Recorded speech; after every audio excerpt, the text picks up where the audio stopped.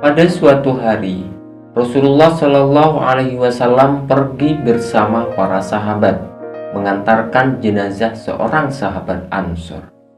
Setibanya mereka di pemakaman, penggalian liang lahat belum selesai. Maka Rasulullah Shallallahu Alaihi Wasallam pun duduk di atas tanah sambil menghadap kiblat. Sementara para sahabatnya duduk di sekitarnya dengan tenang. Saking tenangnya, seakan-akan ada burung hinggap di atas kepala mereka. Melalui hadis ini, perawi hadis menggambarkan bagaimana keadaan sekitar Rasulullah Shallallahu Alaihi Wasallam pada saat itu. Beliau mengambil sebuah kayu, lalu mengorek-ngorek tanah. Kemudian beliau melihat ke langit, lalu menunduk. Tak lama, beliau melihat lagi ke langit, kemudian menunduk hingga 3 kali. Setelah itu beliau bersabda kepada para sahabat, "Memohonlah kalian perlindungan kepada Allah dari siksa kubur." Sebanyak 2 kali atau 3 kali. Lantas beliau pun berdiri dan berdoa, "Ya Allah, sesungguhnya aku berlindung kepadamu dari siksa kubur." Sebanyak 3 kali. Itulah doa Rasulullah Shallallahu Alaihi Wasallam, sekaligus menjadi pembuka atas hadisnya yang panjang. Beliau menggambarkan kepada para sahabatnya bagaimana keadaan seorang hamba sejak ditemui kematian sampai dimasukkan ke dalam liang kuburnya, lalu ditinggalkan oleh keluarga, kolega, dan para sahabat. Lantas apa saja yang menimpa hamba tersebut setelah itu? Dikabarkan bahwa manusia saat dijemput kematian terbagi menjadi 2 golongan. Ada yang beriman dan ada yang kufur. Dan perbedaan di antara keduanya sangat jauh dan mendasar.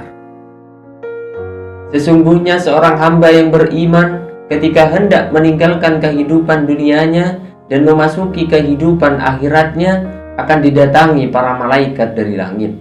Mereka datang dengan rupa terbaik dan akan menempati sebuah tempat tertentu, seraya mengenakan pakaian yang terbaik pula.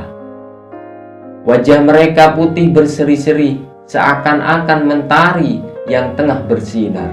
Di tengah mereka terdapat kain kafan dari surga untuk membungkus ruh sang hamba, lengkap dengan minyak wanginya yang akan mengharumkan ruh sang hamba tadi. Tampak terlihat mereka duduk sejauh pandangan mereka. Bahkan sebagian orang soleh bisa menceritakan kejadian yang disaksikan itu, sementara orang-orang di sekitar mereka sama sekali tidak melihat apa-apa. Tak lama berselang, datanglah malaikat maut dan duduk dekat kepala sang hamba dan berkata kepada ruh si hamba, "Wahai jiwa yang tenang, keluarlah kepada Tuhanmu dalam keadaan ridho dan diridhoi." Quran Surat Al-Fajr 27-28. Ruh pun tak bisa menunda perintah itu. Ia perlahan mengalir keluar dari jasad seperti keluarnya air yang bersih dan jernih dari mulut geriba air. Setelah ruh mukmin yang bersih dan jernih itu keluar, semua malaikat langit dan malaikat bumi mensolatkannya. Pintu-pintu langit dibuka. Setiap penduduk pintu langit berdoa kepada Allah dan memohon agar ruh hamba diangkat ke tempat mereka. Begitu ruh sang hamba berhasil dikeluarkan oleh tangan malaikat maut, maka para malaikat yang hadir menyaksikan kematian tidak membiarkan ruh itu sekejap mata pun. Mereka langsung mengambilnya dan meletakkannya di atas kain kafan dan minyak wangi yang mereka bawa dari surga. Demikian kematian yang digambarkan Allah dalam Al-Quran, dan dialah yang mempunyai kekuasaan tertinggi di atas semua hambanya, dan diutusnya kepada malaikat-malaikat penjaga, sehingga apabila datang kematian kepada salah seorang di antara kamu, ia diwafatkan oleh malaikat-malaikat kami, dan malaikat-malaikat kami itu tidak melalaikan kewajibannya. Quran Surat Al-An'am ayat 61. Setelah ruh terpisah dari jasad, terciumlah aroma semerbak wangi sampai-sampai memenuhi dunia. Rasulullah Shallallahu Alaihi Wasallam sendiri telah menggambarkan bagaimana aroma wangi ruh hamba tersebut melalui sabdanya, Aroma itu keluar dari ruh bagaikan minyak kasturi yang paling wangi yang pernah engkau temukan di muka bumi. Rupanya itu ruh yang selalu diharumkan dengan keimanan dan amal-amal soleh sewaktu di dunia. Dan jejak aroma dari ruh itu jelas diketahui saat ruh keluar dari jasadnya dan tercium para malaikat. Bahkan aroma wangi dari orang meninggal seperti itu tercium pula oleh sebagian orang soleh. Dapat dipastikan aroma wangi itu salah satunya keluar dari ruh para syuhada. Sebab banyak sekali kabar mutawatir, baik yang klasik maupun yang modern, tentang para syuhada yang jasadnya mengeluarkan aroma wangi yang tercium orang-orang yang masih hidup. Namun terkadang ada pula aroma wangi yang lahir dari selain para syuhada. Setelah berhasil menggenggam ruh sang hamba, para malaikat langsung bertolak ke langit tertinggi. Di perjalanan, setiap berjumpa dengan kerumunan malaikat, mereka ditanya tentang bawaan ruh yang wangi sewangi minyak misik itu. Salah satu dari mereka menjawab, "Ini adalah ruh Fulan bin Fulan." Tak lupa mereka menyambut nama ruh hamba itu dengan nama terbaik yang pernah mereka dengar di dunia. Setibanya di langit dunia, para malaikat membawa ruh meminta izin kepada penjaga langit. Setelah diizinkan masuk, mereka pun diikuti dan diantar para malaikat di langit dunia sampai di langit berikutnya. Begitu seterusnya hingga di langit ketujuh. Setibanya di langit ketujuh, Rabbul Izzati berfirman, "Tulislah oleh kalian nama hambaku ini di Iliyin, sebagaimana firman-Nya dalam Al-Quran. Tahukah kamu apakah Iliyin itu? Yaitu kitab yang bertulis yang disaksikan oleh malaikat-malaikat yang didekatkan kepada Allah." Quran Surat Al-Mutaffifin ayat 19-21. Maka ditulislah nama hamba tersebut pada Iliyin, lalu dikatakan kepada mereka, "Kembalikanlah dia ke bumi, sebab aku berjanji kepada mereka, darinya aku menciptakan mereka, ke sana aku mengembalikan mereka, dan darinya aku mengeluarkan mereka lagi." Hal itu sebagaimana dilansir dalam Al-Quran, "Dari bumi atau tanah, itulah kami menjadikan kalian, dan kepadanya kami akan mengembalikan kalian, dan daripadanya kami akan mengeluarkan kalian pada kali yang lain." Quran Surat Toha ayat 55. Setelah melewati perjalanan langit dan namanya dicatat di Iliyin, ruh itu dikembalikan ke bumi dan dimasukkan lagi ke jasadnya, sehingga dia bisa mendengar kembali suara sandal kawan-kawannya yang berpaling meninggalkan kuburnya dan bertolak ke rumah masing-masing.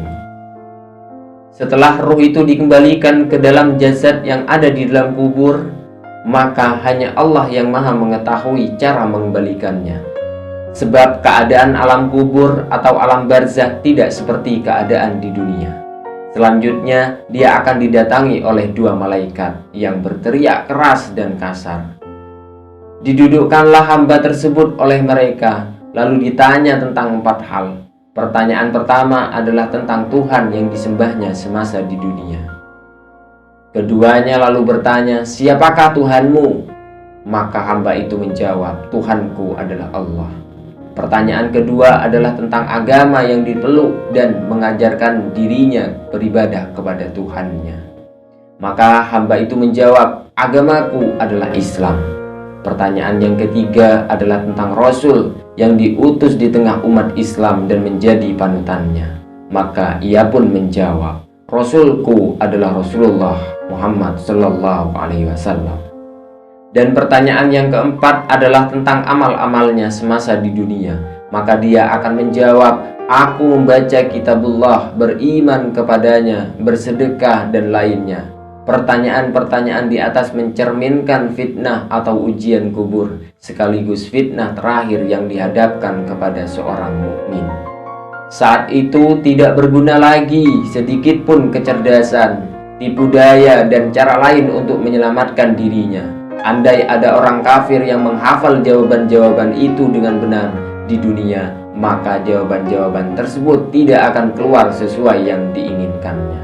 Sebab orang yang diberi pertolongan untuk memberikan jawaban yang benar hanyalah orang mukmin yang ditetapkan oleh Allah keimanan dan amal solehnya, sehingga dia bisa menjawab dengan benar. Hal itu sejalan dengan firman-Nya. Artinya, Allah meneguhkan iman orang-orang yang beriman dengan ucapan yang teguh itu dalam kehidupan di dunia dan di akhirat. Dan Allah menyesatkan orang-orang yang zalim dan berbuat apa yang Dia kehendaki. Quran Surat Ibrahim ayat 27. Di sanalah seorang hamba diuji dan diselamatkan dari ujiannya, namun semua berkat hidayat Allah dan keimanannya, sehingga bisa memberi jawaban yang benar sesuai dengan keadaan semasa di dunia. Setelah itu terdengar suara panggilan dari langit yang membenarkan apa yang disampaikannya, memerintah para malaikat untuk mengubah kuburnya menjadi salah satu taman surga. Lalu terdengarlah suara dari langit, "Hambaku ini benar, maka hamparkanlah sebuah taman dari surga untuknya.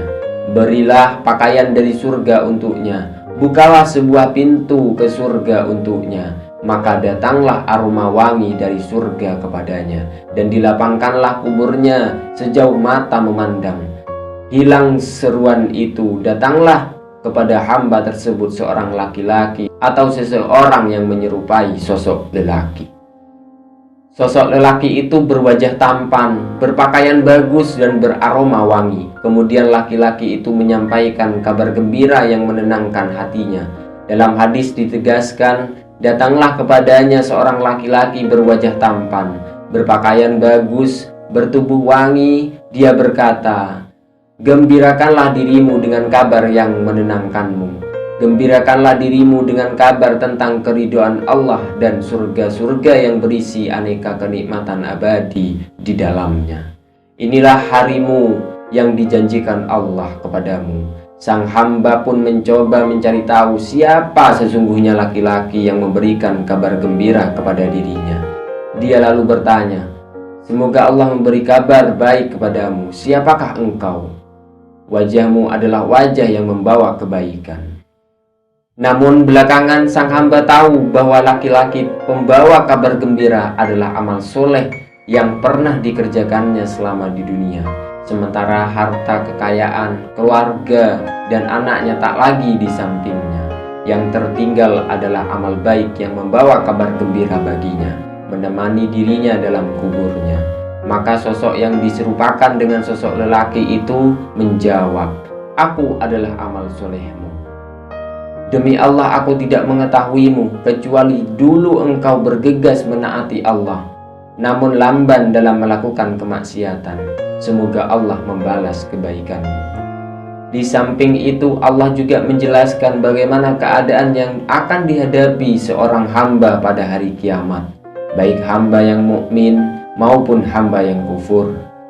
Bagaimana nasib mereka kelak pada hari itu berkat keimanan dan kesolehan masing-masing. Seperti yang diungkap dalam hadis, pada hari itu sebuah pintu surga akan dibukakan untuk hamba yang mukmin. Sesungguhnya seorang hamba mukmin akan mengetahui sejauh mana nikmat Allah kepada dirinya. Bagaimana pula keadaan jika tidak ditunjukkan kepada jalan Islam setelah melihat tempatnya di dalam surga kenikmatan.